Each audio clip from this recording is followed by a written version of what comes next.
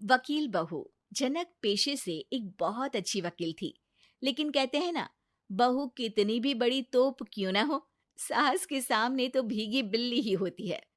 अरे जनक, क्या बात है? आज रोटी नहीं मिली अभी तक। ये तेरा कोर्ट नहीं है जो आज फैसला ना हुआ तो कल की तारीख मिल जाए। रोटी तो रोज वक्त में चाहिए। हाँ। माँ जी, रोटी तो कब की बन गई। मैंने आपको कहा तो खाना खाने के लिए, आपने शायद सुना नहीं होगा। ओहो हो, जज नहीं हूं मैं तेरे कोर्ट की, सास हूं सास। कोई दलील फालतू की मत देना यहाँ। बहुत जानती हूं मैं इन वकीलों को। अपनी बात ऊपर रखने के लिए झूठ बोलने में जरा भी नहीं सोचते। तभी वहां जनक के ससुर आ जाते हैं। अरे भाग्यवान, क्यों बेचारी के काम को कोसती रहती है हमेशा। मैं भी तो था वहां जब ये आई थी तुझे रोटी खाने को बुलाने के लिए। सास को तो अब गुस्सा आ जाता है कि कैसे किसी ने बहू की साइड ले ली। अरे वाह जी वाह। वो तो मैं जानती थी कि कोई ना कोई गवाह तो ये पेश कर ही देगी। पर मैं तो अब सीधा खाना खाकर सोने जाऊंगी। मुझे आदत नहीं है किसी से बहसा बहसी करने की। पता नहीं कैसे ये वकील इतना दिमाग लगाकर खुद तो झूठ बोलते ही हैं, साथ में झूठे गवाह भी ले आते हैं।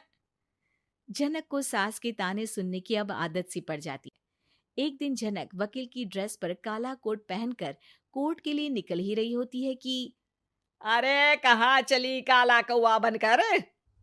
टोक दिया ना। अब कोर्ट तो वकील वाली ड्रेस पहनकर ही जाऊंगी ना। वाह भाई वाह, दामिनी तो मैंने भी देखी है।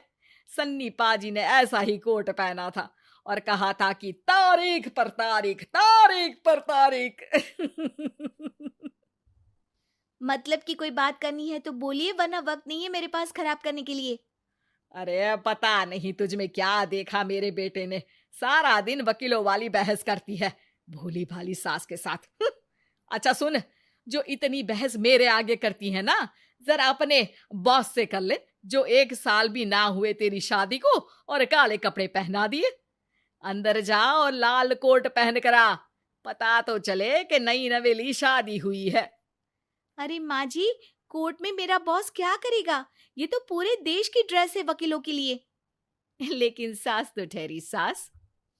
अच्छा, तो कोई जरूरत नहीं है 2-4 साल कोर्ट जाने की। शादी थोड़ी पुरानी हो जाए तब इजाजत दे दूंगी मैं तुझे काले कपड़े पहनने की। अब क्या था, मन मारकर जनक को लाल रंग का कोट पहनकर कोर्ट जाना पड़ता है।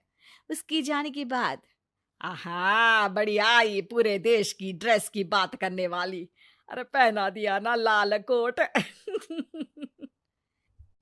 अब सास आए दिन या तो जनक को उसके काम का ताना देती, या फिर उसका काम छुड़वा देने की धमकी। तंग आकर एक दिन जनक पति से कहती है, मैं सोच रही हूँ कि कोर्ट जाना बंद ही कर दूं। अरे क्यों यार, इतना अच्छा करियर है, क्यों छोड़ने की सोच रही हो? अरे लाल रंग का कोट पहनकर जाना पड़ता है। हर बात पर सास ताना देती है कि वकील तेज होते हैं, सवाल जवाब करते हैं, झूठी दलीलें देते हैं। अरे तो ठीक है ना, वो जो कहती है अपनी समझ से कहती है, लेकिन तुमको तो पता है ना कि सच्चाई क्या है। जनक को पति की बात से हौसला मिलता है कि तभी घर पर कुछ लोग आ जाते हैं। अरे आइए पंच साहब, कैसे आना हुआ? अरे भाई साहब, सुना है कि आपकी बहू वकील है। तभी वहां सास आ जाती है। हाँ है तो, लेकिन क्या हुआ? फिर कहीं बहस कराई क्या? अरे हम तो खुद दुखी है उसके व्यवहार से। अरे भाभी जी, आपको तो पूरा मोहल्ला जानता है कि आप कितना बोलती है। फिर हम यहाँ बहू रानी की कोई शिकायत नहीं, बल्कि अपनी परेशानी लेकर आए हैं। ससुर जी खुश हो जाते हैं। हाँ हाँ, मैं अभी बहू को बुलाता हूँ। जनक वहां आती है, सबको नमस्ते करके बैठ जाती है। बहू रानी, हमारे गांव में बड़ी मुसीबत आ गई है। अब तो पूरे गांव की जिम्मेदारी मानो तुम्हारे कंधों पर है। अरे ना ना, इससे तो घर की जिम्मेदारी पूरी नहीं होती, ये गांव की जिम्मेदारी क्या लेगी? भाभी जी, आप चुप हो जाओ। यहाँ पढ़े लिखे लोगों की बात हो रही है। आप जाओ, जरा रसोई से सबके लिए चाय लेकर आओ।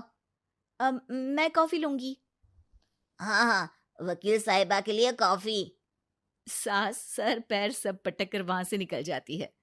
बहू, गांव में पानी नहीं आ रहा है, पड़ोसी राज्य ने हमारा पानी रोक रखा है। Thank you for watching my video. Please like, subscribe and share us.